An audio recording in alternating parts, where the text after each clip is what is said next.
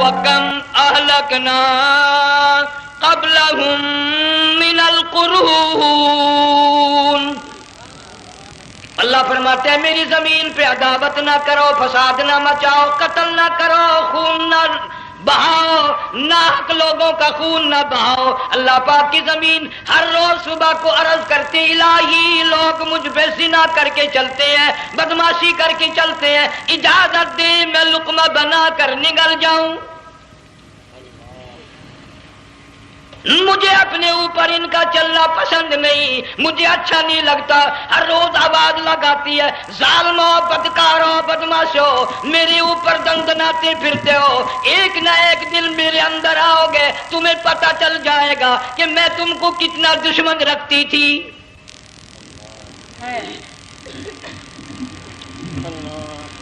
آج لوگ آزاد ہو گئے، جو کسی کی سمجھ میں آتا وہی بکتا ہے، جو سمجھ میں آتا وہی کرتا ہے، نہ کوئی راہ متعین رہی، نہ کوئی مسلک رہا، نہ کوئی بات رہی۔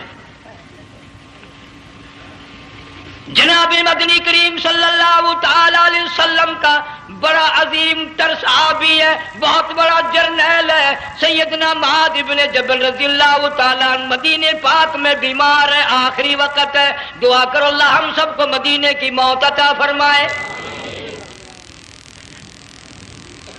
بہت جلیل القدر صحابی ہے۔ علماء کرام نے لکھا ہے کہ جب موت کا وقت بالکل قریب آیا، معاذ بن جبل رضی اللہ تعالی عنہ نے رونا شروع کر دیا، رونے لگ گئے۔ علماء نے لکھا ہے اس وقت بھی مدینے پاک میں اب تک بھی یہ رواج ہے، جب کسی پہ نزع طاری ہو، سکرات طاری ہو، موت قریب ہو، جتنے پاس بیٹھے کھڑے ہوتے ہیں سارے اللہ کے قرآن کی تلاوت کرتے ہیں۔ صحابہ کرام آخری وقت میں قرآن مجید کی ہر وقت تلاوت کیا کرتے تھے، اس لیے حضور کریم صلی اللہ علیہ وسلم نے فرمایا قیامت کا دن ہوگا، اللہ پاک اعلان فرمائیں گے قرآن والے آگے آ جائیں۔ عرض کیا جائے گا قرآن والوں سے کون مراد ہے؟ حق تعالیٰ جل شانہ فرمائیں گے میں قرآن والا اس کو کہتا ہوں جو میرے قرآن سے عشق رکھتا تھا، پیار کرتا تھا، محبت کرتا تھا، اتنا پیار تھا آخری وقت تھا، ادھر موت کا جھٹکا لگا، ادھر میرا بندہ قرآن پڑھ رہا تھا، آج بھی اپنی قبر سے اٹھا میرا قرآن پڑھتا ہوا اٹھا، تم میدان حشر کا چکر لگاؤ، آج بھی ان کے منہ سے کستوری کی خوشبو آ رہی ہے۔ معاذ بن جبل رضی اللہ تعالیٰ عنہ قرآن مجید کی تلاوت فرماتے فرماتے رونے لگ گئے۔ کسی صحابی نے کہہ دیا موت سے ڈر کے رو رہے ہو، موت سے ڈر گئے؟ فرمایا نہیں۔ پھر کیوں روئے؟ صحابی کہتا ہے میرے دل کی تمنا میرے دل میں رہی، میری آرزو پوری نہ ہو سکی، میری حسرت پوری نہ ہوئی، میرا ذوق پورا نہ ہوا، میرا شوق پورا نہ ہوا، میری تمنا تھی گرمی کا موسم ہو، رمضان کا مہینہ ہو، میں روزہ دار ہوں، جہاد فی سبیل اللہ ہو، کفر اسلام کا مقابلہ ہو، میں کئی کافروں کو قتل کر دیتا، پھر کافر اکٹھے ہو کر مجھ پہ ٹوٹ پڑتے، میرا ناک کاٹ لیتے، میری زبان کاٹ لیتے، میں اللہ کی حضور میں جاتا، اللہ مجھ سے پوچھتا معاذ دنیا سے کیا لایا؟ میں عرض کرتا الہی بولوں کیسے، زبان بھی تیری نام پہ کٹا کے آیا ہوں، اور روزہ رکھ کر آیا ہوں، نیت یہ ہے کہ تیرے محبوب کے حوض کوثر کے پانی سے روزہ افطار کروں گا۔ ان اللہ والوں کی یہ موت تھی۔ مالک بن دینار رحمت اللہ علیہ ایک عجیب نوجوان کا واقعہ تحریر فرماتے ہیں، گرمی تھی، دوپہر تھی، سورج اپنی شباب پہ تھا، بڑی سخت گرمی تھی، میں نے ایک نوجوان کو دیکھا، وہ پیروں سے معذور ہے، دونوں پیر نہیں ہیں، ہاتھوں کے بل زمین پہ گھسٹ گھسٹ کے چل رہا ہے، اور گلے میں کرتا بھی نہیں، سامان کوئی نہیں، سواری کوئی نہیں، کھانے پینے کا انتظام کوئی نہیں۔ مالک بن دینار رحمت اللہ علیہ فرماتے ہیں میں نے اس نوجوان سے پوچھا کہ تو کہاں سے چلا اس حالت میں؟ کہنے لگا میں بلخ بخارے سے چلا ہوں۔ تجھے یوں ہی ہاتھوں کے بل گھسٹتے چلتے کتنا عرصہ گزر گیا؟ نوجوان کہنے لگا اللہ والے 7 برس ختم ہو کر ہاتھواں لگ چکا ہے، اس حالت میں کہ جی ہاں اسی حالت میں۔ تیرا کھانا پینا. جوان کہنے لگا والذی ہوا یطعمنی ویسقین وَإِذَا مَرِضْتُ فَهُوَ يَشْفِينِ. اللہ ہی کھلاتا ہے, وہی پلاتا ہے, بیمار ہو جاتا ہوں وہی تندرستی عطا کرتا ہے. اور نوجوان دوپہر بڑی سخت ہے, گرمی بڑی سخت ہے, میرے یہاں دوپہر کو آرام کر لے, قیام کر لے, کچھ دیر ٹھہر جا, آج میرے یہاں قیام کر لے. نوجوان رونے لگا اور کہنے لگا مالک بن دینار, یہ 2-4 منٹ جو تیری ساتھ باتوں میں میرے خرچ ہو گئے, مجھے ان کا ہی بڑا دکھ ہے. میں اور اپنی اس معذوری میں ہاتھوں کے بل 2-4 گز گھسٹ کر اور اپنے رب کے قریب ہو جاتا. یہ جو تیری ساتھ بات کرنے میں تھوڑا سا وقت خرچ ہو گیا, مجھے اس کا ہی بڑا دکھ ہے. ارے تو تھک گیا ہوگا. جوان کہتا ہے تیرے دیوانے مگر چلنے سے رک سکتے نہیں, تیرے دیوانے مگر چلنے سے رک سکتے نہیں, پاؤں تھک جاتے ہیں دل ان کے کبھی تھکتے نہیں. میرے سامنے تھکنے کا نام نہ لو, میرے دل میں عشق کی آگ جلی ہوئی ہے, سوز و گداز کا سمندر طوفان برپا کر رہا ہے. میں نہیں تھکنا جانتا, میرے یہاں نیند کا سوال نہیں, آرام کا سوال نہیں, میں تو گھسٹ گھسٹ کر رب کے دربار میں حاضر ہوا چاہتا ہوں. پوچھا کہ جا کہاں رہے ہو؟ کہنے لگا بیت اللہ کی زیارت کے لیے چلا, روز رسول اللہ صلی اللہ علیہ وسلم کی زیارت کے لیے چلا. کھانا پینا کچھ نہیں کہ نہیں, بس کہ منتظر ہوں اس گھڑی کا کہ کب وہ وقت آئے اور کب میں جا کر یوں کہوں کہ اے مدینے کی مہاجر سبز گنبد کے مکی, اے مدینے کے مہاجر سبز گنبد کی مکی, عرش ہے تیرے قدم کے فیض سے یہ سرزمین. کب وہ وقت آئے, کب میں مدینے کی گلیوں کو دیکھوں, کب آب و ہوا کو دیکھوں, کب مدینے کی بہاروں کو دیکھوں, کب گنبد خضرا پہ میری نگاہ پڑے, میرے دل کی تسلی ہو جائے. عاشق لوگ یوں ہی کیا کرتے ہیں. دیہات کی ایک عورت آئی رسول اکرم صلی اللہ علیہ وسلم کی وفات شریف کے بعد اور آ کے کہنے لگی بہن عائشہ رضی اللہ تعالیٰ عنہا, میں نے سنا ہے سرکار کی وفات شریف ہو گئی, کیا کہاں دفن کیا کہ اس حجرے میں؟ کہنے لگی مجھے دروازہ کھول کر قبر کی زیارت تو کرا دے.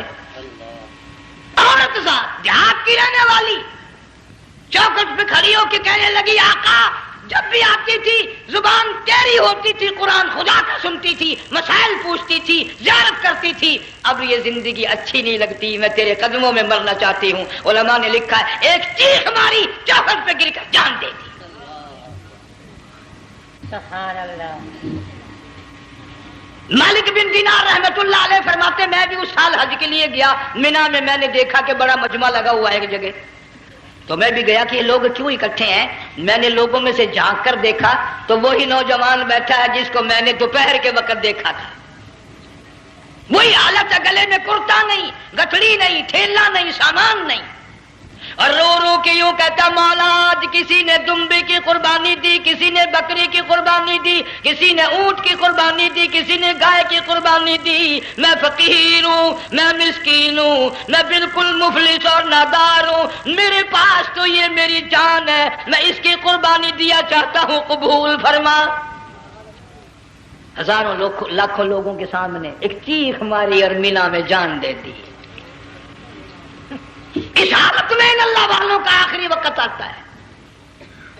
ایک ہم لوگ مرتے ہیں ایکسیڈنٹوں میں, سڑکوں پہ, ادھر موت کا جھٹکا لگ رہا, ادھر منہ میں کنجری کا گانا. ارشاد فرمایا مدنی کریم صلی اللہ تعالی علیہ وسلم نے سیاتی علی الناس زمان, اور لوگوں میری امت میں ایک وقت ایسا آئے گا لوگ اتنے برباد ہو جائیں گے, صبح کو آدمی مومن مسلمان ہوگا, شام کو موت آئی تو جنازہ کافر کا اٹھ رہا ہوگا. گھروں میں محلوں میں آج موت آتی ہے, کنجری کا گانا منہ میں ہوتا ہے. ادھر دم نکل رہا ہے، ادھر کنجری کا گانا کانوں میں آواز آ رہی ہے، میت کو غسل دیا جا رہا ہے، کنجری کی آواز آ رہی ہے، جنازہ اٹھا کر لے جا رہے ہیں، کنجری کی آواز آ رہی ہے، قبر میں میت اتاری جا رہی ہے، کنجری کی آواز آ رہی ہے، قبر پہ مٹی ڈالی جا رہی ہے، کنجری کی آواز آ رہی ہے۔ اس ماحول میں، اس معاشرے میں ہم کس طرح ایمان اور یقین اور ایمان ساتھ لے کر مریں گے؟ ہزاروں نہیں، لاکھوں کو مرتے وقت کلمہ نصیب نہیں۔ قسم دے کر پوچھو، ماں مر رہی ہے، کلمہ منہ سے نہ نکلا، باپ مر گیا، منہ سے کلمہ نہیں نکلا، بیگم صاحبہ چل بسی، منہ سے کلمہ نہیں نکلا۔ ہزاروں چلے گئے اور اپنے جانے کا پھر بھی یقین نہ آیا۔ تم نے کبھی سوچا تک نہیں، خیال تک نہیں کیا؟ ارشاد فرمایا مدنی کریم صلی اللہ تعالی علیہ وسلم نے لوگوں ابو ہریرہ رضی اللہ تعالیٰ عنہ سے پوچھا تو کیوں رویا؟ عرض کرنے لگا میرے آقا اتنی کمزوری کبھی نہ دیکھی، اتنی ضعیفی کبھی نہ دیکھی، اتنی ناتوانی کبھی نہیں دیکھی، چہرہ انور بالکل کمزور ہو گیا۔ آپ نے ٹھنڈا سانس لے کر فرمایا ابو ہریرہ تجھے معلوم نہیں موت بالکل قریب آ گئی، بالکل قریب آ گئی موت۔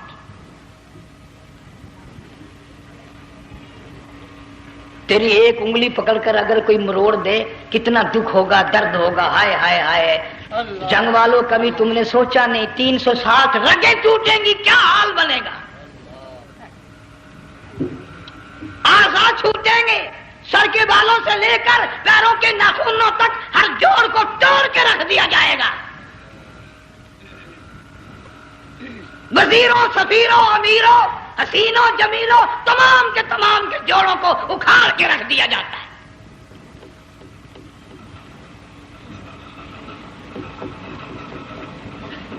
پروگرام تک نہیں مرد عورتوں کا کہ یہ دنیا کسی کی نہ بنی، قبر میں آخر جانا ہی جانا ہے۔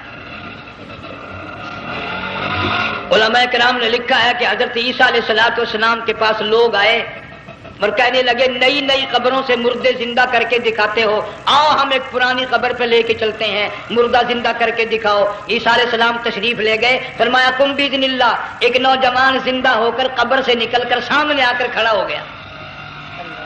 عیسیٰ علیہ السلام نے پوچھا تو کون ہے؟ وہ کہنے لگا میرا نام سام ہے، میں حضرت نوح علیہ السلام کا بیٹا ہوں۔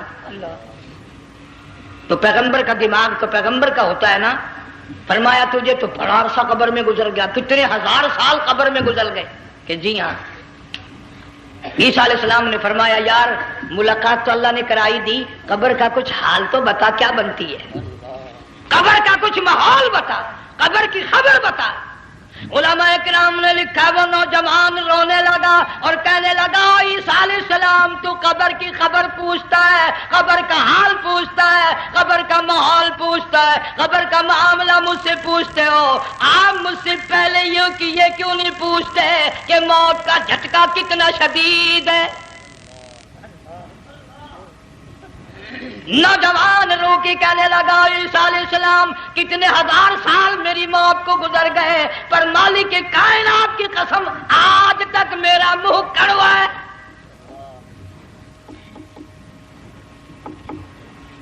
اس لیے جنگ والوں لمبی چوڑی بات کہنے کا وقت نہیں، حالات نہیں، میں تو تمہیں اتنا سا پیغام دینے آیا، کھانے پینے کا زمانہ ہے، میں جانتا ہوں تم کیلے کھاتے ہو، تمہیں کیلے کا ذائقہ معلوم ہے، امرود کا ذائقہ تم کو معلوم ہے، انار کا ذائقہ تمہیں معلوم ہے، انگور کا ذائقہ معلوم ہے، انناس کا ذائقہ معلوم ہے، آم کا ذائقہ معلوم ہے، ہزاروں پھلوں کے ذائقے تمہیں معلوم ہے، ہزاروں مٹھائیوں کے ذائقے تمہیں معلوم ہے، ہزاروں بیکری کی چیزوں کے ذائقے تمہیں معلوم ہے، ہزاروں شربتوں کے ذائقے معلوم ہے، پر تم نے جنگ والوں کبھی بھی قبرستان میں جا کر قبر والوں سے یہ نہیں پوچھا او قبر والوں ذرا بتاؤ تو صحیح موت کا ذائقہ کیسا ہے؟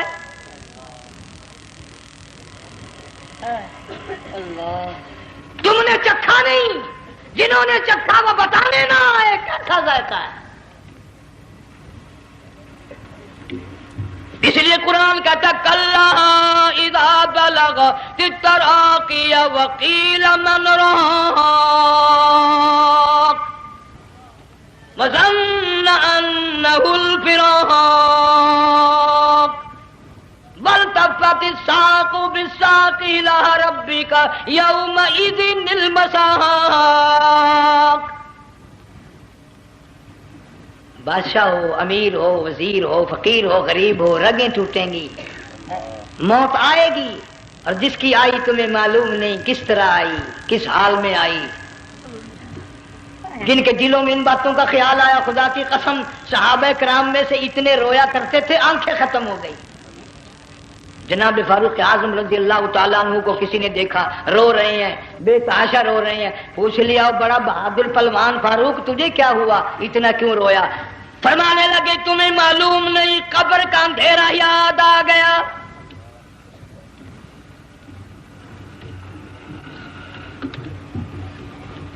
1,29,000 صحابہ کرام اس آخرت کے لیے قربانیاں دیتے آئے، اولاد کی قربانی دی، مال کی قربانی دی، جان کی قربانی دی، جو کرنا پڑا وہ کر گزرے، لیکن محمد عربی صلی اللہ علیہ وسلم کا دامن نہ چھوڑا.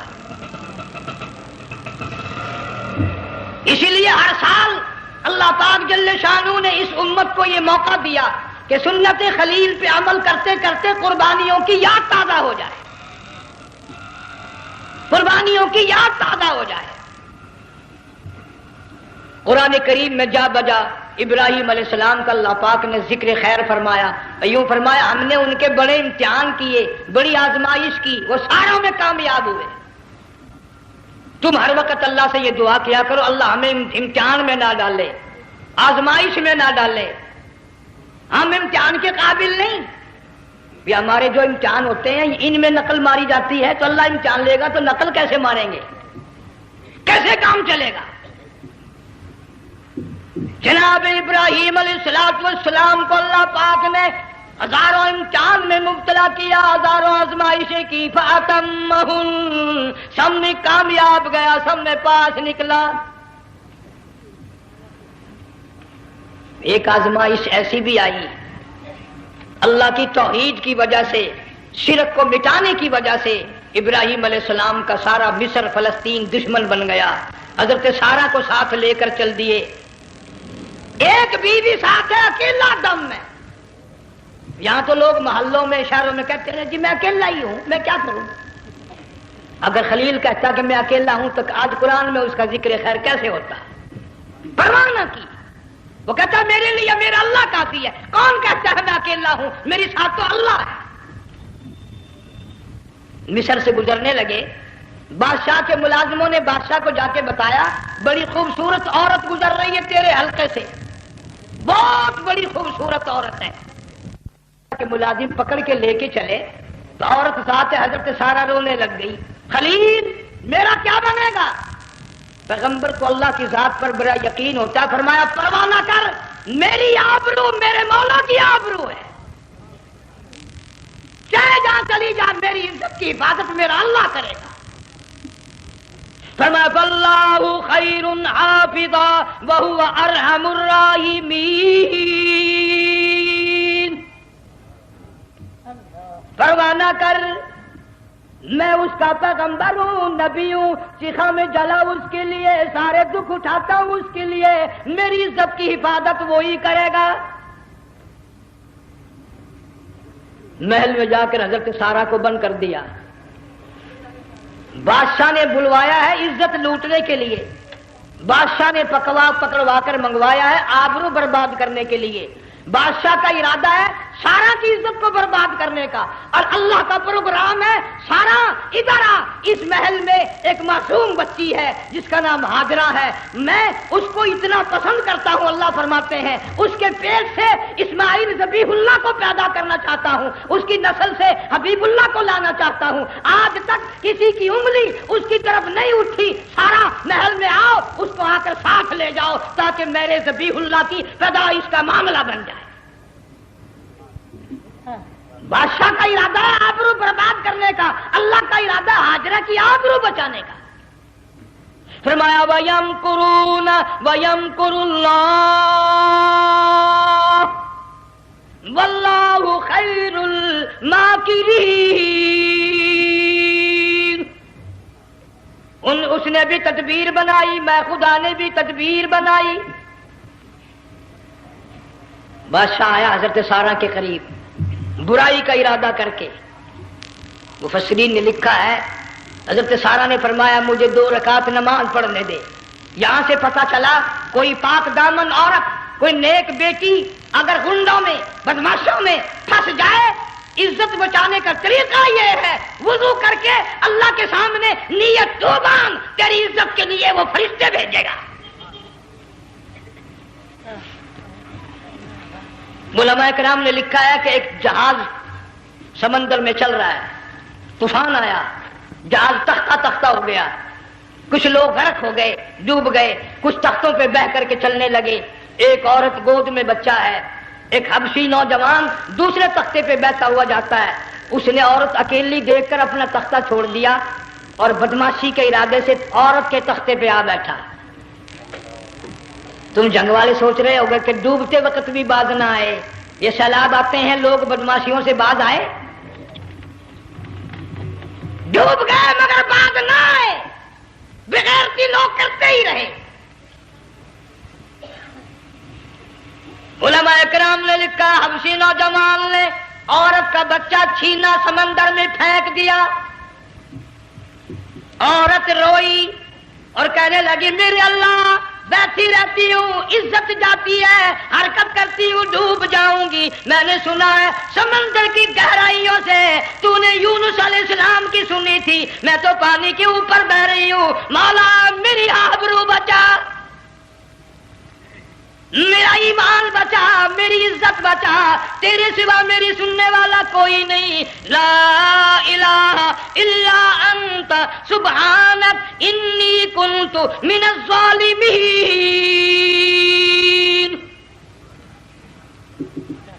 علماء نے لکھا ہے کہ ایک گردن سی نمودار ہوئی پانی میں سے اور حبشی نوجوان کو ایک ہی لقمہ بنا کر لے گئی۔ وہ تو ہر جگہ سنتا ہے، پکارنے والا بے بس بے کس ہو کر جب اس کو پکارتا ہے وہ ہر جگہ انداز پہنچاتا ہے، وہ ہے جو موجود ہر جگہ۔ عورت بہتی بہتی کنارے جا لگی، ایک جہاز قریب آیا، دوپٹے کا اشارہ کر کے اس کو بلایا۔ جہاز میں جب سوار ہوئی تو دیکھتی کیا ہے، ایک نوجوان کی گود میں اس کا وہ بچہ جو سمندر میں پھینک دیا تھا بیٹھا ہوا کھیل رہا ہے۔ ٹوٹ پڑی میرا بچہ ہے۔ لوگوں نے کہا تیرا کہاں سے آیا؟ ماجرا سنایا، اس طرح ہوا۔ جہاز کے کپتان نے کہا ہم جہاز لے کر آ رہے تھے، غیب سے آواز آئی جہاز ادھر کو لے آؤ ورنہ ڈبو دیے جاؤ گے۔ ہم جب جہاز وہاں لے کر پہنچے تو دیکھتے کیا ہے کہ ایک جانور کی پیٹھ پہ یہ بچہ بیٹھا ہوا کھیل رہا تھا۔ عزت بھی بچی، ایمان بھی بچا، بچہ بھی بچا، اور کوئی بچانے کے لیے تدبیر کرے جبھی نا۔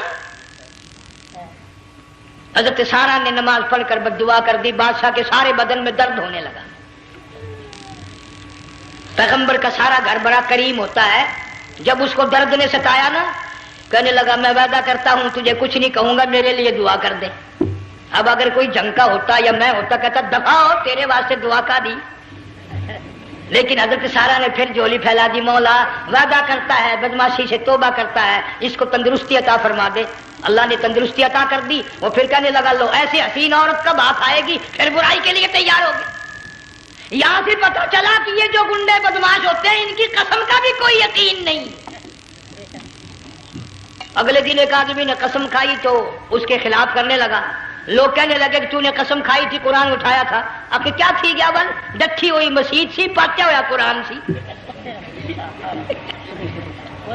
اگر ڈٹھی ہوئی مسجد سی تو پاٹیا قرآن سی، قرآن کے نا پورا سی جڑا میں چاہیا، مگر اسے یہ معلوم نہیں کہ تو نے تو پاڑیا قرآن اٹھایا، ڈٹھی ہوئی مسجد میں اٹھایا۔ خدا کا جب غضب آئے گا تو وہ ادھورا نہیں آئے گا، وہ ادھورا نہیں آیا کرتا۔ 3 مرتبہ اس بادشاہ نے حضرت سارہ کے ساتھ ایسا کرنے کا ارادہ کیا، پھر دعا ہوئی، پھر بد دعا ہوئی، پھر دعا ہوئی، پھر بد دعا ہوئی۔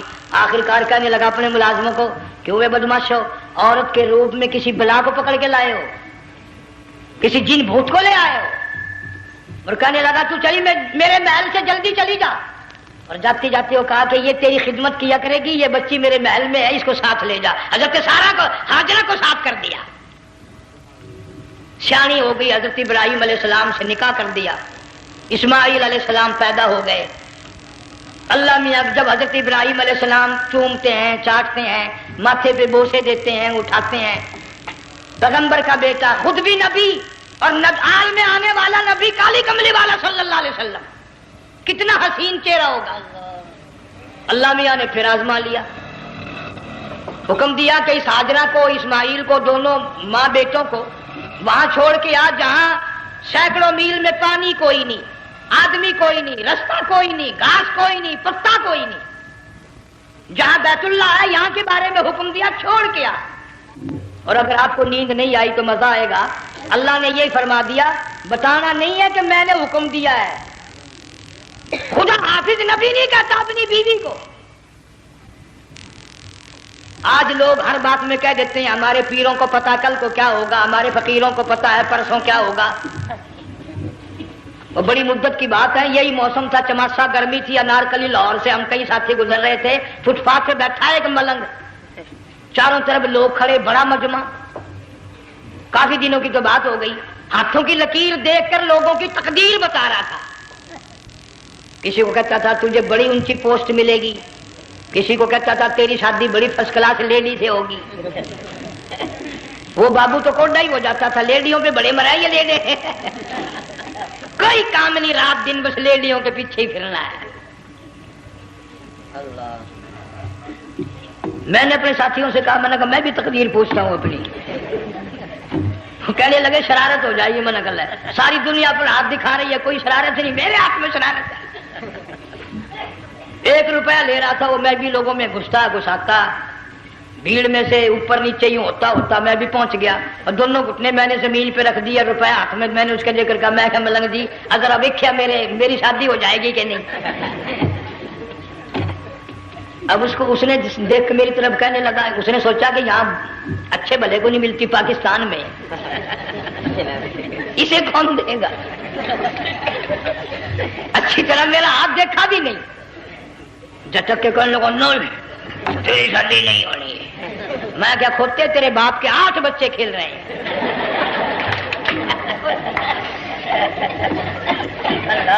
یوں ہی عقیدے بگڑ جاتے ہیں لوگ۔ ہمارے پیر کو پتا، فقیر کو پتا، کسی کو پتا نہیں ہے، کوئی نہیں جانتا۔ فرمایا وما تدری نفس ماذا تکسب غدا، کوئی نہیں جانتا کل کیا ہو جائے گا۔ وما تدری نفس بأی ارض تموت، کوئی نہیں جانتا زمین کے کس ٹکڑے پہ موت آئے گی۔ ان اللہ علیم خبیر، ایک اللہ کی ذات جانتی ہے۔ حضرت ہاجرہ اسماعیل علیہ السلام کو چھوڑ کر چل دیے، نہ خدا حافظ کہا، نہ کوئی تسلی دی، تھوڑی سی کھجوریں، تھوڑا سا پانی، ختم ہو گیا۔ ابراہیم علیہ السلام جب دور نکل گئے تو حضرت ہاجرہ نے دیکھا یہ تو چلے گئے، کھڑی ہو کر آواز دی، اے میرے ابراہیم۔ مڑ کر نہیں دیکھتے۔ جنگ والوں، اللہ کا پیغمبر اللہ کی اجازت کے بغیر اپنی بیوی کی طرف نہیں دیکھتا، گھر والی کی طرف نظر اٹھا کر نہیں دیکھتا۔ ایک تم ہو، چٹی داڑھی، بڑھیپا، کالے برقعے والی نظر آ جائے نا، آگے بھاگ کر بڑے نہیں آتے ہیں، کہاں جانا چاہتی ہیں آپ؟ تیری ماں لگتی ہے آپ چلی جائے، تو یہ کیا ہوا؟ یہ کالے برقعے پہ مرتے مرتے مرتے مرتے مری گئے۔ ایسا عجیب تماشا۔ وہ لاہور پلیٹ فارم پر پھر رہی تھی نا ایک لیڈی برقع اوڑے، آ گیا ایک لیڈا، کہنے لگا سیب والا پلاؤ، نے کہا لے آئے، نے کہا واہ کام بن گیا، اس نے وہ لے آیا۔ تھوڑی دیر کے بعد کہنے لگا میرے خیال میں پھینٹا بھی ہو جائے، انہوں نے کہا لے آئے، انہوں نے کہا سبحان اللہ پکا کام ہو گیا۔ وہ سیب بھی پی لی، پھینٹا بھی ڈکار گئی۔ تھوڑی سی دیر کے بعد کہنے لگا سیب لے آؤں، وہ لے ہی آیا سیب، کہ آپ کے لیے میں سیب لایا ہوں آپ کھائیں۔ کہنے لگی نہیں آپ کھائیں۔ اس نے سوچا ہو میری بھی محبت ہو گئی ہے، سیب کھانے کے لیے مجھے بھی کہہ رہی ہے۔ جب اس نے اصرار کیا نا کہ میں تو تیرے لیے لایا ہوں، کھا تو صحیح، کہنے لگی کیسے کھاؤں، میرے منہ میں دانت ہی نہیں ہے۔ اب پتا چلا اسے کہ صبح سے میں تو پرانے پپی کے پیچھے پھر رہا تھا۔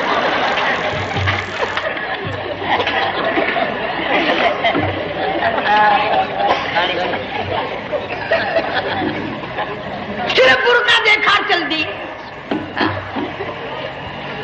یہاں پیغمبر اپنی گھر والی کی طرف نہیں دیکھتا۔ حضرت حاجرہ نے اسماعیل علیہ السلام کو سینے سے لگایا، عرب کی قداور مائی، طاقتور مائی، دوڑ لگا کر حضرت خلیل کا راستہ آ کے روک لیا اور کہنے لگی میں جوان عورت، یہ پیارا نور نظر، یہ لخت جگر، شکل تو دیکھو، صورت تو دیکھو، ہمیں یہاں چھوڑ کے جا رہے ہو؟ اللہ کا پیغمبر بولتا نہیں۔ پتہ چلا پیغمبر اللہ کی اجازت کے بغیر سانس نہیں لیتا، آنکھ کا اشارہ نہیں کرتا۔ حضرت حاجرہ رونے لگ گئی، میرے خلیل، میری ابراہیم، میرا قصور بتاؤ، میرا جرم بتاؤ، میری خطا بتاؤ، میرا گناہ بتاؤ، معافی چاہوں گی، معذرت کروں گی، اس بچے کا کیا گناہ ہے اس میدان میں چھوڑ کے چلے ہو؟ بولتے نہیں ہیں، اللہ کی طرف سے بولنے کی اجازت نہیں ہے۔ حضرت حاجرہ نے خود ہی قیاس لگایا، سوچتی ہیں پیغمبر تو کسی پہ ظلم نہیں کرتا۔ وہ کہنے لگی خلیل کہیں اس رب کا حکم تو نہیں، کہیں اس اللہ کا یوں حکم تو نہیں؟ جنگ کے لوگوں اگر خلیل ہاں کہہ دیتا تو کیا حرج تھا؟ ہاں نہیں کہتا، اجازت نہیں، تاکہ حاجرہ کے یقین ایمان کا امتحان مکمل ہو۔ مفسرین نے لکھا ہے کہ حضرت ابراہیم علیہ السلام نے سر کا یوں اشارہ کیا، بس ذرا سا ہاں، پھر عورت کا ایمان دیکھ، یقین دیکھ، یہی نہ بیٹھی، دوڑ کے وہاں گئی ہے جہاں پہلے بٹھا کر آئے تھے اور کہنے لگی ابراہیم جاؤ، میں جانوں میرا رب جانے، پرواہ نہیں۔ راتیں آتی ہیں چلی جاتی ہیں، دن آتے ہیں گزر جاتے ہیں، تھوڑی سی کھجوریں تھی وہ ختم ہو گئی، پانی ختم ہو گیا، بھوک اور پیاس نے بے چین کر دیا۔ اسماعیل علیہ السلام کی اتنی لمبی زبان باہر نکلا، دو پتھر کھڑے کر کے اوپر ایک پتھر رکھ کر چھاؤں بنائی، اس کے نیچے لٹا دیا اور پھر چکر لگایا، کبھی صفا پہاڑی پہ چڑھتی ہے، کبھی مروہ پہاڑی پہ چڑھتی ہے، کبھی اترتی ہے اور ڈھلوان میں سے بھاگ کر چلتی ہے جب اپنا بچہ نظر نہیں آتا۔ سارے کہہ دو اللہ بڑا بے نیاز ہے، اللہ بڑا، زور سے کہو اللہ بڑا۔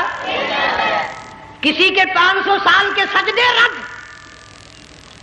کسی کی ہزاروں سخاوت صدقات رد، کسی کی چال منظور، کسی کی رفتار منظور، کسی کی ٹور منظور، اور یوں فرمایا حاجرہ میری رحمت کی تلاش میں آج جو تو نے دوڑ لگائی ہے، یہ تیری چال ڈال رفتار ٹور ہمیں اتنی پسند آ گئی، اتنی پسند آ گئی کہ آج کے بعد خلیل اللہ کیوں نہ ہو، ذبیح اللہ کیوں نہ ہو، کلیم اللہ کیوں نہ ہو، روح اللہ کیوں نہ ہو، حبیب اللہ کیوں نہ ہو، صحابہ کرام کیوں نہ ہو، قطب ابدال غوث کیوں نہ ہو، میری حاجرہ مجھے اپنی کبریائی کی قسم جب تک وہ تیری چال چل کے نہ دکھائے گی حاجی کا لانے کا حقدار نہیں ہو سکتا،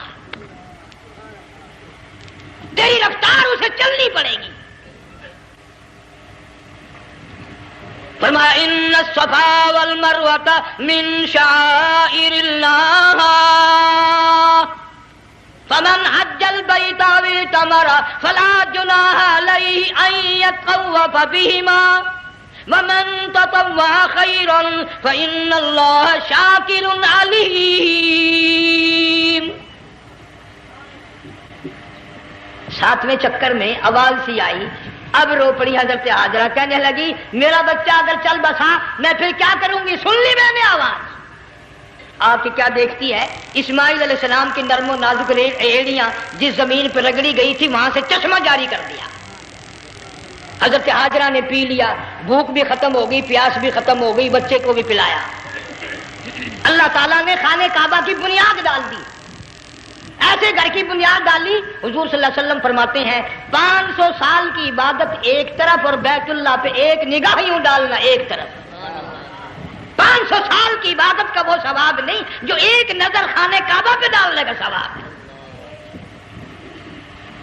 اور اللہ پاک یوں فرماتے ہیں کہ جو آنے والا حجر اسود کو بوسہ دیتا ہے اللہ پاک یوں فرماتے ہیں میں سمجھتا ہوں میرا سجا ہاتھ پکڑ کر میرے بندے نے چوم لیا.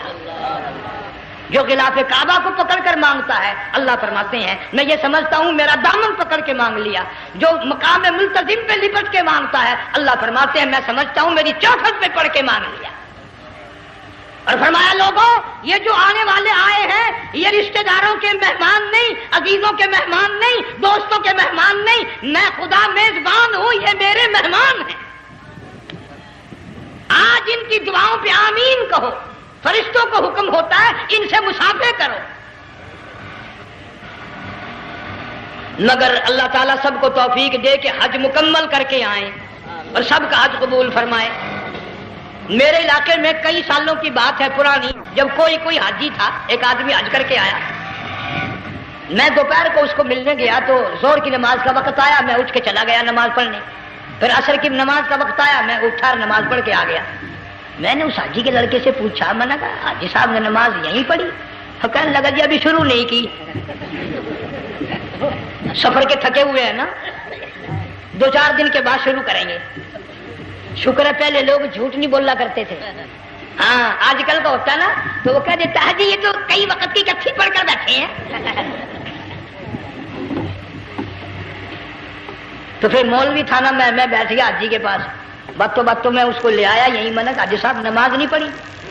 کہنے لگا آپ ہی لوگوں سے سنا ہے کہ بیت اللہ میں جو ایک نماز پڑھے 1,00,000 کا ثواب ملتا ہے, مسجد نبی میں جو ایک نماز پڑھے 50,000 کا ثواب ملتا ہے. 4 مہینے پڑھ کے آیا, وہ حساب لگا لو.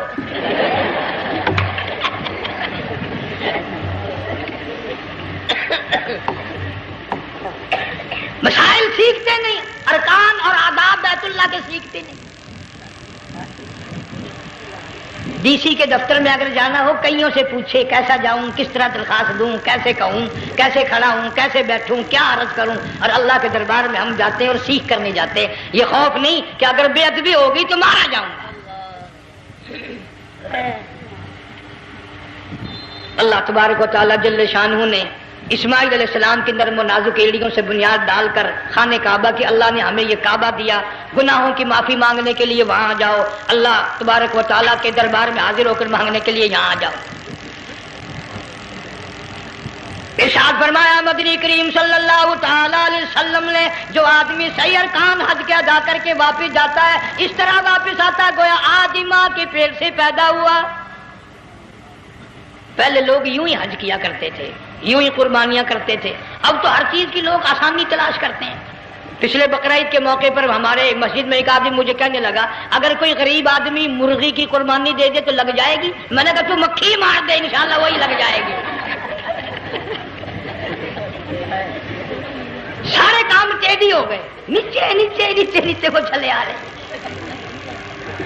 آج کل وہ ٹیڑھی بکرے بکری آئے ہوئے ہیں نا, کہیں تو قربانی کے لیے یا کندھے کو اٹھا کر لاوے.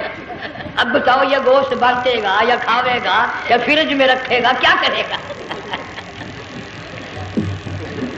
بالکل کام بگڑ گیا. حضور صلی اللہ علیہ وسلم نے فرمایا قربانی کا جانور اچھا تلاش کر کے لاؤ, اس کے بدن پہ جتنے بال ہوتے ہیں اتنی نیکیاں لکھی جاتی ہیں. اور میرا موضوع نہیں, حضور صلی اللہ علیہ وسلم نے فرمایا کہ میں نے اللہ سے دعا کی تھی میری امت کا کیا بنے گا. پل صراط پہ سے گزرتے وقت اللہ تعالیٰ نے میری دعا کو قبول فرما کر یوں فرما دیا کہ تیری امت جو قربانی میں جانور ذبح کرے گی میں خدا پل صراط کے کنارے پر زندہ کر کے ان سب جانوروں کو سواریاں بنا کر پیش کر دوں گا. اس لیے بقرعید بالکل قریب آ گئی. ہر دین ایمان اسلام کے لیے قربانی کے لیے تیار رہو. زیادہ سے زیادہ مجھے آج کل فکر لگا ہوا ہے کہ اپنے گھروں کو میں نماز کا اہتمام کرو. آج حال یہ بنا ہوا ہے کہ اگر گھر والی کی گود میں موت آئی تو گھر والی بے نماز, دھی کی گود میں موت آئی دھی بے نماز, بہن کی جھولی میں موت آئی بہن بے نماز, بیٹے کی گود میں موت آئی بیٹا بے نماز, بھائی کی گود میں موت آئی بھائی بے نماز. ڈاکٹر کے ہاتھ میں موت آئی، ڈاکٹر بے نماز، کمپیوٹر کے ہاتھ میں موت آئی، کمپیوٹر بے نماز، نرس کے ہاتھ میں موت آئی، نرس بے نماز، تیرا کفن خرید کے لانے والا بے نماز، تیرے غسل کا پانی گرم کرنے والا بے نماز، تیری قبر کھودنے والے بے نماز، تیرا جنازہ اٹھانے والے بے نماز، تیری قبر پہ مٹی ڈالنے والے بے نماز۔ اگر تو نمازی بھی ہے، یہ اتنے چاروں طرف کے بے نماز تجھے جنت میں کب جانے دیں گے؟